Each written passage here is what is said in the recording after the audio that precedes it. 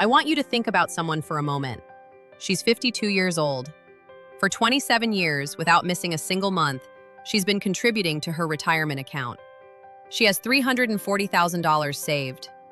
By every visible measure, she did the responsible thing. She followed the rules. She trusted the system. She did what she was supposed to do. And last year, for the first time, she actually sat down and ran the real retirement math. What she found kept her up for 3 nights. This video is about what she found and what she did next. But more importantly, this video is for you. Because chances are, you've never run that calculation either. And until you do, every financial decision you make about your future is built on a foundation that may be completely wrong. Today, we fix that foundation. Let's get into it. Let me ask you a question first. How much money do you think you need to retire? Take a second. Give me a real number. Most people answer something like this. 500,000 should be enough. Or, I'm aiming for $1 million. Or even more vague, I'll have saved enough by then, I suppose. Where do those numbers come from? You heard it from a friend. You read it in an article. Your boss mentioned it once.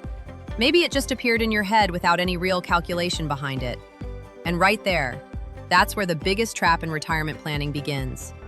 Because that number in your head, that figure you've been quietly working toward, almost certainly has nothing to do with your actual reality. According to research from a Financial Behavior Institute, the average American believes they need somewhere between $500,000 and $700,000 to retire comfortably. The real number, calculated against their actual spending habits, lands between $1.5 million and $2.2 million. That's not a rounding error. That's the difference between retiring on your own terms and working until your body won't let you anymore. And most people don't discover which side of that gap they're on until it's too late to do anything about it. Let me introduce you to that woman. Let's call her Linda. Linda is a human resources director at a mid-sized healthcare company. She's 52, 2 adult children. She and her husband live in a house they bought 15 years ago in a small town outside the city. Linda has been working since she was 25, and since she was 25, she's been contributing 6% of every paycheck to her retirement account. Her company matches 3%, so effectively 9% of her income has been going in every single month. For 27 years, without missing once. $340,000 saved. When Linda thought about that number, she felt good. I'm ahead of most people, she told herself. And she wasn't wrong. Statistically, having $340,000 saved in your early 50s puts you genuinely above average. But last year, at her daughter's wedding, a conversation happened. Her daughter's father-in-law, a retired financial advisor, was sitting across from Linda at the dinner table. He asked, casually, "Linda, when are you planning to retire?" 13 years from now, 65, she said. "And have you calculated what you'll actually have by then?" Linda smiled. "Roughly, yes. I have $340,000 now. If I keep going, maybe $600,000 to $700,000. He set down his glass. He looked at her directly but kindly. "Have you calculated what you'll actually need? The real number? Specific to your life?" Linda drove home that night and sat down at the kitchen table with a calculator for the first time. What she found kept her up for 3 nights. To understand what Linda found, we first need to understand the foundation of retirement math. In the financial planning world, there's a concept called the 4% rule. It states this: if you withdraw 4% of your retirement portfolio each year, there is a high probability your money will last 30 years. And the reverse of that rule is equally important. To calculate how much you actually need to retire, multiply your annual spending by 25. That's it. Annual spending times 25 equals your retirement target. Now let's run Linda's numbers. Linda and her husband currently spend approximately $72,000 per year. Mortgage, utilities, food, transportation, healthcare, insurance, vacations, everything included. Let's multiply that by 25. $72,000 times 25 equals $1,800,000. Linda needs $1.8 million to retire. That night, she was sitting at her kitchen table with $340,000 in her account. 13 years remaining, and she needed to reach $1.8 million. So what does she actually reach at her current savings rate? At 7% annual return, Her existing $340,000 grows to approximately $830,000 over 13 years. Add her ongoing contributions, and she lands around $950,000. $950,000. She needs $1,800,000. The gap? $850,000. Nearly $1 million short. 27 years of never missing a single contribution, following every rule, doing everything right, and still almost $1 million behind. That was why Linda couldn't sleep for 3 nights. Now the real question. Linda isn't unintelligent. She isn't irresponsible.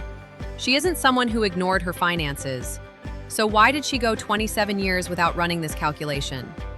The answer comes down to 3 reasons. Reason 1. The system discourages you from asking the right question. When you open a retirement account, here's what gets shown to you. Your contribution this month. Your portfolio grew 8% this year. Total balance, $340,000. These numbers feel good. And because they feel good, we delay asking the next question. Is this actually enough? Financial institutions are excellent at showing you portfolio growth. They provide very little help with calculating the actual number you need. Because if you run that calculation early and the answer is uncomfortable, you might ask questions they'd rather not answer. Reason 2. We don't account for inflation. Linda currently spends $72,000 a year, but in 13 years, when she retires at 65, how much will the same standard of living actually cost? At 3% annual inflation, $72,000 today becomes the equivalent of approximately $105,000 in 13 years. Which means Linda's retirement target isn't $1.8 million. Adjusted for inflation, the number she actually needs is closer to $2.6 million. Most people never run this calculation. Reason 3. We dramatically underestimate healthcare costs.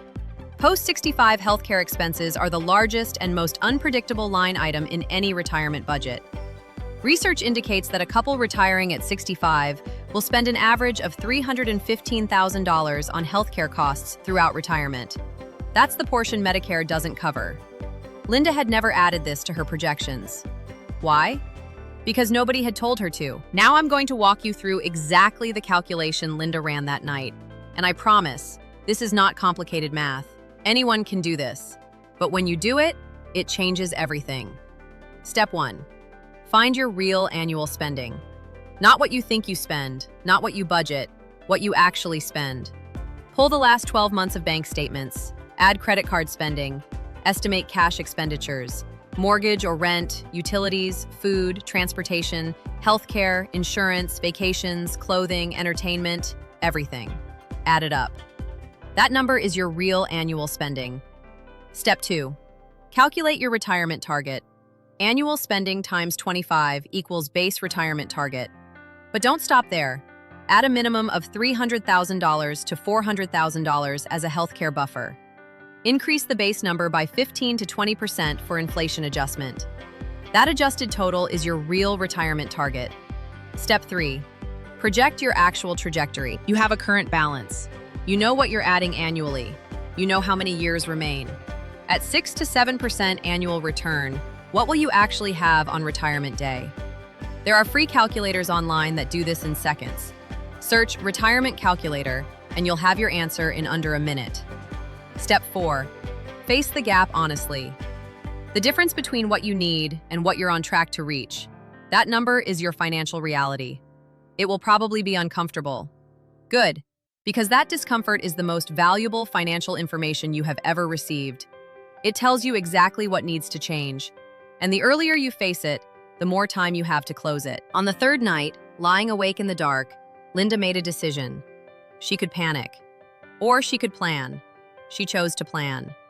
The next morning, she took out a piece of paper and wrote 3 decisions. Decision 1. Increase her contribution rate from 6% to 15%. This wasn't easy.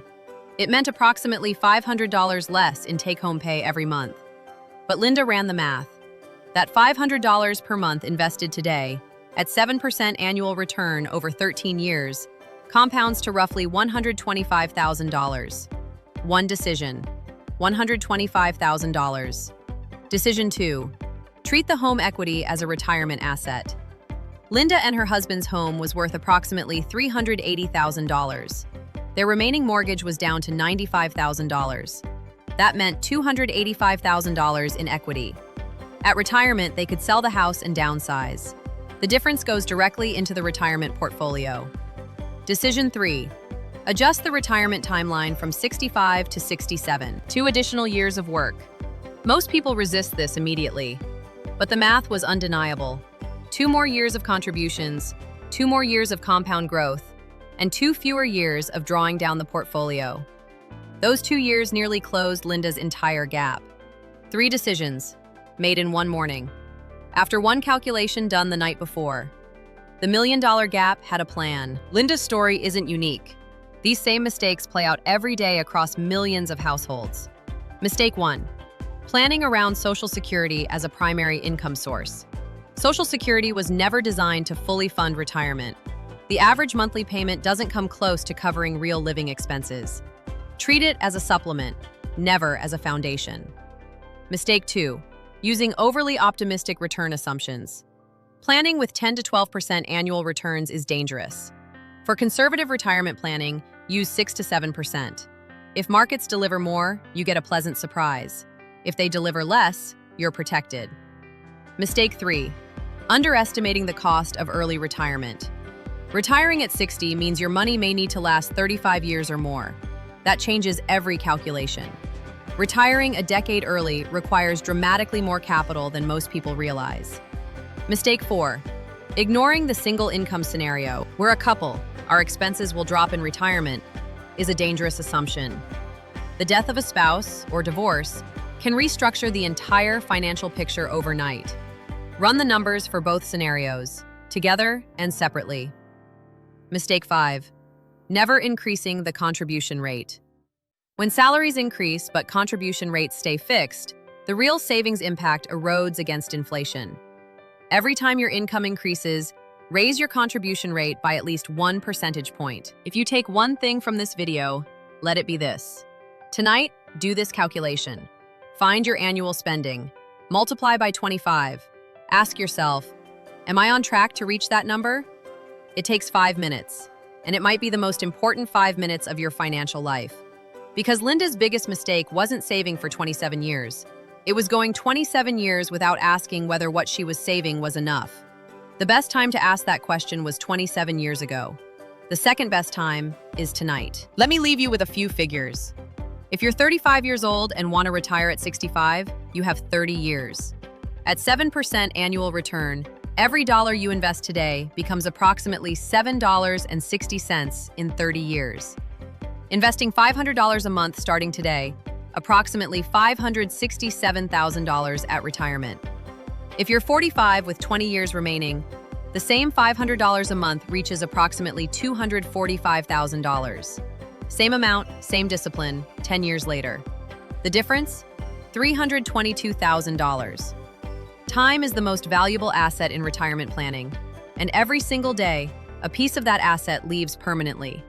Not dramatically, not visibly, just quietly, irreversibly, one day at a time. Linda is 53 now. She implemented her plan, raised her contribution rate, adjusted her timeline, and every 6 months, she runs that calculation again. She sleeps at night, because now she knows what she didn't know before, and she knows exactly what to do about it. That knowledge, the knowledge of your real number, is worth more than any individual savings contribution you could make.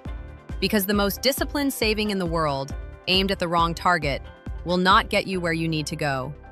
Knowing the right target changes everything. Do that calculation tonight. It will probably frighten you. Good, because fear, pointed in the right direction, is just motivation that hasn't started moving yet. I'll see you in the next one.